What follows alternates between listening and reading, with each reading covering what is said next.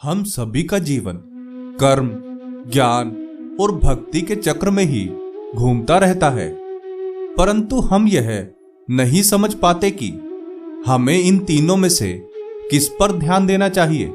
क्योंकि हम कर्म करते हैं तो उसका संपूर्ण फल हमें प्राप्त नहीं होता। हम ज्ञान अर्जित करने जाते हैं तो उसमें भी कहीं ना कहीं कमी रह जाती है और भक्ति केवल दिखावे की ही रह गई है। तो आइए इस वीडियो के माध्यम से जानते हैं कि कर्म, ज्ञान और भक्ति में से कौन श्रेष्ठ है और हमें किस पर ध्यान देना चाहिए। क्योंकि इस वीडियो में हम आपको बताने वाले हैं कर्म योगी, ज्ञान योगी और भक्ति योगी में से कौन बड़ा है।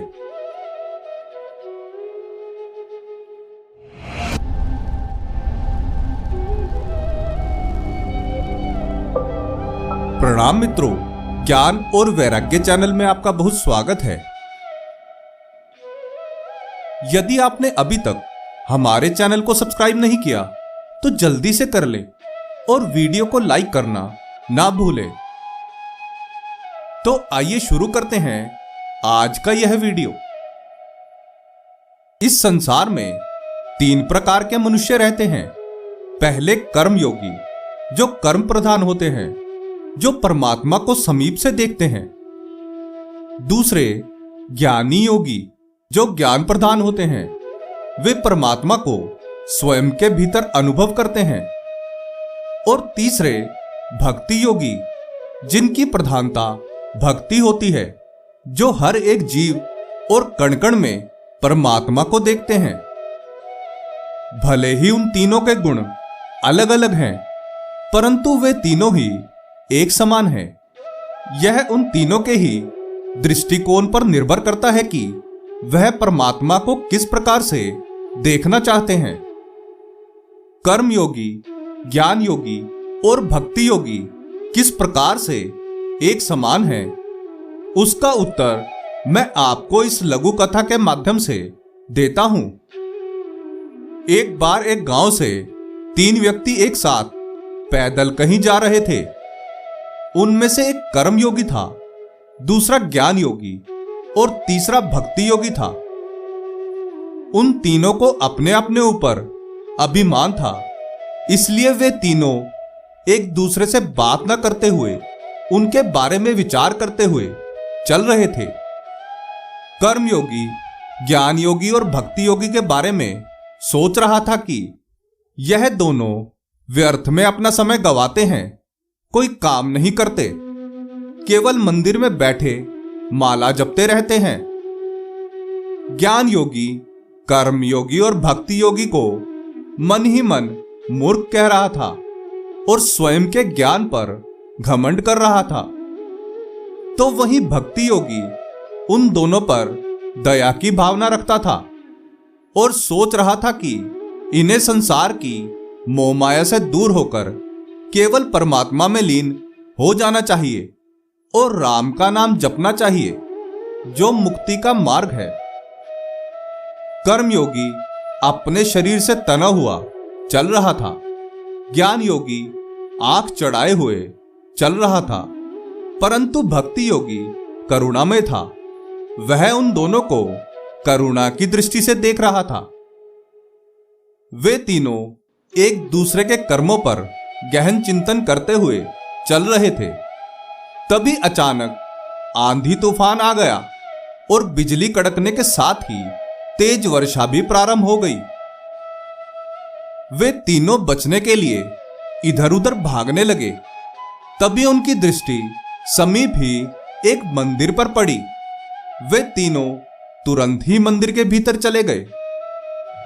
वह भगवान श्री कृष्ण का मंदिर था। जैसे ही वे तीनों भगवान की मूर्ति के समीप पहुंचे, वैसे ही भगवान श्री कृष्ण प्रकट हो गए। भगवान के दर्शन पाकर कर्मयोगी बोला, मैंने अपना संपूर्ण जीवन कर्मयोग में बिता दिया, परंतु आपने दर्शन नहीं दिए। ज्ञानी योगी बोला, मैंने अपना संपूर्ण जीवन दूसरों को ज्ञान देते हुए व्यतीत किया, फिर भी आपके दर्शन प्राप्त नहीं हुए। फिर भक्ति योगी बोला, मैं तो आपकी निरंतर भक्ति करता हूं, फिर भी आपके दर्शन नहीं प्राप्त हुए, तो फिर आज आपने हमें दर्शन कैसे दे दिए? श्री कृष्ण ने उन तीनों की बात का उत्तर देते हुए कहा कि पहले आप सभी अलग अलग रहकर मुझे प्राप्त करने का प्रयत्न कर रहे थे, परंतु आज कर्म, ज्ञान और भक्ति एक साथ हैं, और जहां ये तीनों साथ होंगे वहां तो मुझे आना ही पड़ेगा। कहने का तात्पर्य यह है कि कर्म, ज्ञान और भक्ति जिस भी मनुष्य के अंदर होगी वह निश्चित ही परमात्मा को प्राप्त कर लेगा। कर्म, ज्ञान और भक्ति के माध्यम से ही मनुष्य जन्म और मरण के चक्र से मुक्त होकर परमात्मा को प्राप्त कर सकता है। श्रीमद् भागवत गीता में भी भगवान श्री कृष्ण ने अर्जुन को इन्हीं तीनों कर्मों का ज्ञान दिया था, जिसके बाद अर्जुन महाभारत का युद्ध करने के लिए तैयार हुए थे, अन्यथा उन्होंने तो अपने सगे संबंधियों के साथ युद्ध करने से मना कर दिया था। भगवान श्री कृष्ण का संपूर्ण जीवन और श्रीमद् भागवत गीता का ज्ञान भी कर्म, ज्ञान और भक्ति इन तीनों तत्वों पर ही आधारित है। भगवान श्री कृष्ण के 3 मित्र थे, अर्जुन, उद्धव और सुदामा। अर्जुन कर्म योगी थे, उद्धव ज्ञान योगी और सुदामा भक्ति योगी थे। कर्म करके उसे परमात्मा से जोड़ देना वह कर्मयोग कहलाता है। जिस ज्ञान का आधार परमात्मा है वह ज्ञान योग है। यदि प्राणी को भक्ति करते हुए हर जीव में परमात्मा के दर्शन हो जाए तो भक्ति योग कहलाता है। अब तो आप समझ ही गए होंगे कि कर्म योगी, ज्ञान योगी और भक्ति योगी में से बड़ा कोई भी नहीं है। ये तीनों ही एक समान हैं और परमात्मा को प्राप्त करने के लिए हर मनुष्य को अपने जीवन में इन तीनों ही गुणों को एक समान अपनाना होगा।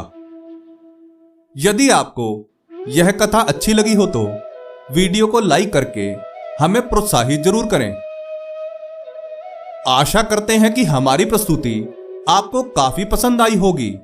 आपसे अनुरोध है कि आप इस वीडियो को ज्यादा से ज्यादा लोगों तक पहुंचाने के लिए लाइक, शेयर और सब्सक्राइब करें। धन्यवाद।